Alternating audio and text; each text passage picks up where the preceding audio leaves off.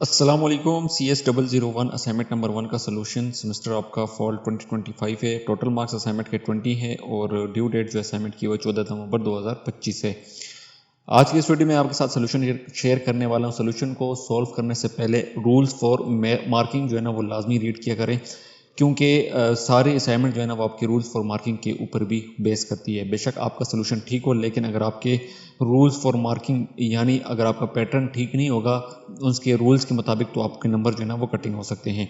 अच्छा जी, इसके अंदर इन्होंने जो है ना वो सबसे पहले टॉपिक कवर किया गया है मॉड्यूल नंबर 1 से, introduction hardware, input devices, software, pointing और स्टोरेज वगैरह।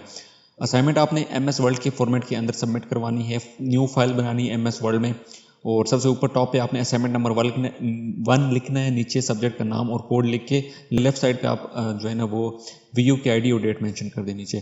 क्वेश्चन नंबर 1, क्वेश्चन नंबर 2 लिख के जो है ना आप सोल्यूशन स्टार्ट कर लीजिएगा। सबसे पहले क्वेश्चन नंबर 1 में इन्होंने ये बताया हुआ कि identify the correct type of command computer according to its size and capability.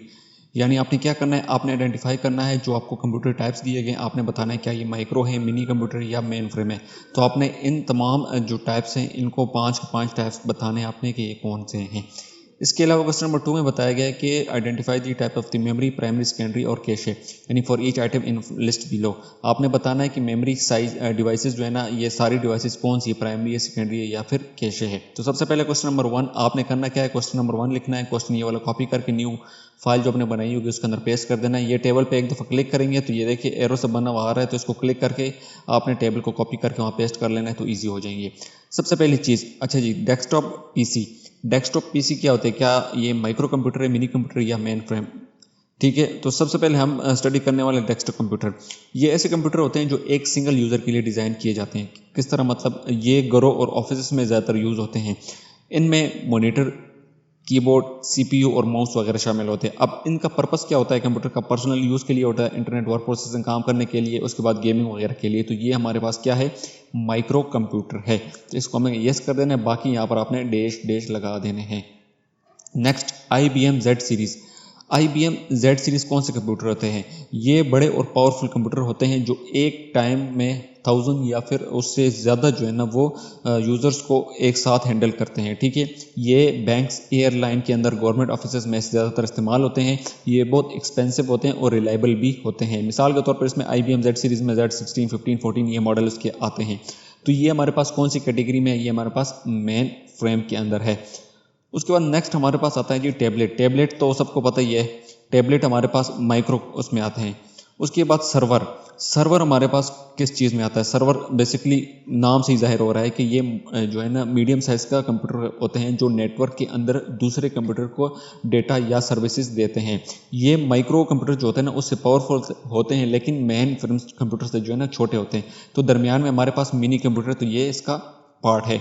Smartphone हमारे पास माइक्रो कंप्यूटर के अंदर आता है, जैसे मोबाइल, क्योंकि मैसेज करना, कॉल करना, तो ये सारी चीज़ें जो है ना ये स्मार्टफोन के अंदर शामिल हो जाती हैं, यानी माइक्रो कंप्यूटर के अंदर। तो ये क्वेश्चन नंबर 1 आपका कंप्लीट हो चुका है।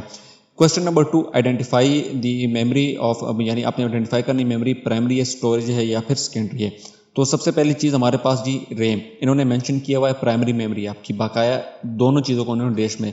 SSD यानी सॉलिड स्टेट ड्राइव। अब इसमें क्या होता है, ये आपकी एक टाइप की हार्ड डिस्क होती है जो कि बहुत फास्ट होती है, hard disk, normal hard disk से। ठीक है, ये सॉलिड स्टेट ड्राइव होती है जो कि चिप की सूरत में भी आती है, छोटी फास्ट उसके हार्ड डिस्क की सूरत में भी आती है। तो ये आपके पास क्या है, ये सेकेंडरी डिवाइस है।